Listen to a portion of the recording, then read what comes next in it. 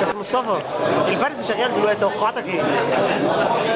منافسه كبيره، منافسه مش سهله يعني ما تقدرش تتوقع ان فلان ينجح، فلان يسقط، فلان قايمه مش قايمه.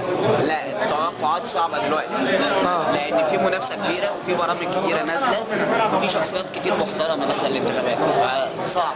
نفسك في ايه من اللي يجي؟ حاجه واحده، العدل. العدل.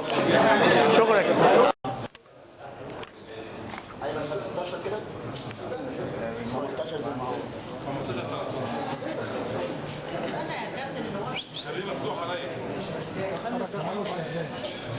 كابتن ب 14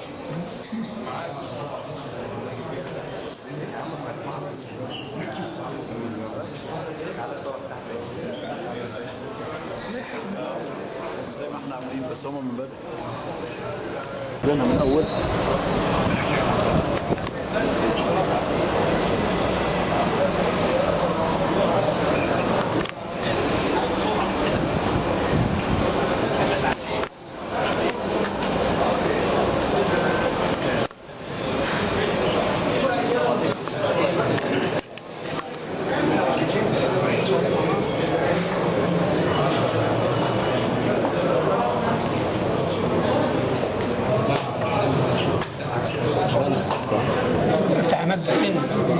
افتح سنة نسمع. لا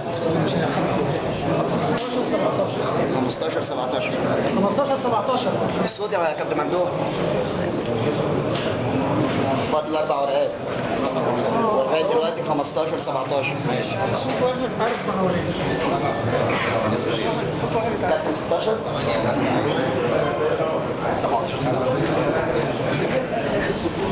16 17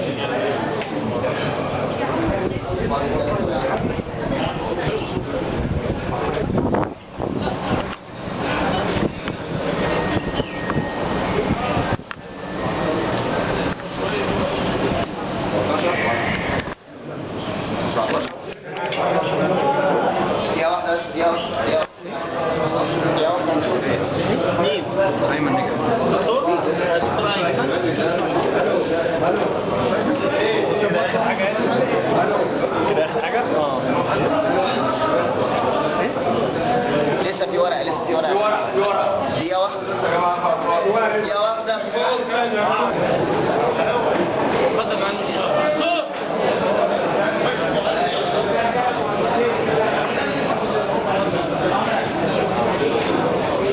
بسم الله الرحمن الرحيم. النتيجة النهائية الاتحاد المصري للكاراتيه فوز السيد أيمن عبد الحميد عبد العظيم الفرغاني برئاسة الاتحاد.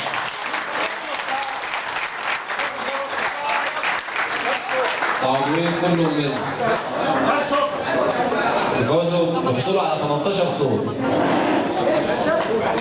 وأعضاء الاتحاد محي الدين أحمد محمد الحسيني علي اسماعيل، سيد نصر السيد ابو الهادي، محمد عبد العزيز زكي محمود مخلوق، مصطفى فكري محمد يوسف.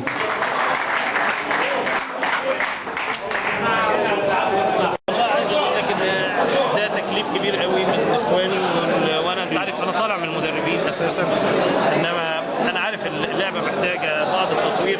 الزملاء اللي سبقونا عملوا كتير، فالمسؤوليه كبيره ان احنا لازم نعمل حاجه اكتر من اللي هم عملوها. فبدأ ربنا سبحانه وتعالى انه يقدرنا ان احنا نطور، لان دي سنه الحياه. لو ما طورناش وزودنا يبقى الحقيقه احنا فشل.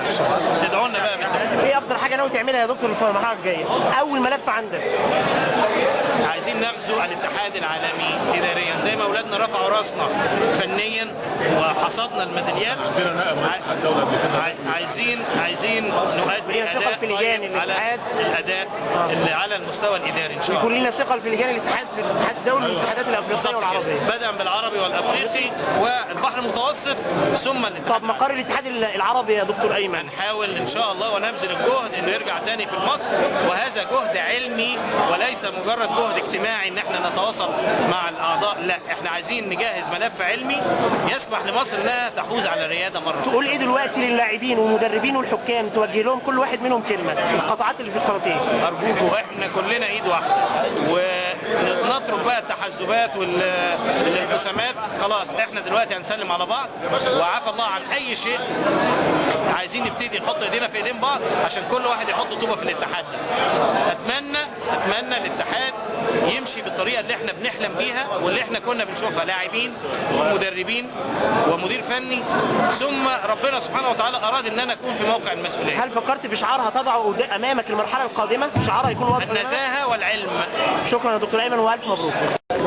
كابتن حسيني، حضرتك النهارده اعلى الاعضاء اللي حصلوا على اصوات بالنسبه للاعضاء، حصلت على حوالي 32 صوت تقريبا.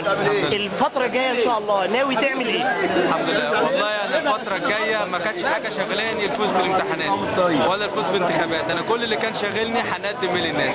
ان شاء الله انا عامل برنامج وبنزله على الموقع بتاع النت، وان شاء الله باذن الله هنقعد مع كابتن ايمن عبد الحميد ومع مجلس اداره الاتحاد باذن الله، وهنتفق على الخطوط العريضه باذن الله نبدا نعمله الفتره الجايه، وان شاء الله هيبقى في تغيير على طول. مش شايف اليوم النهارده ازاي؟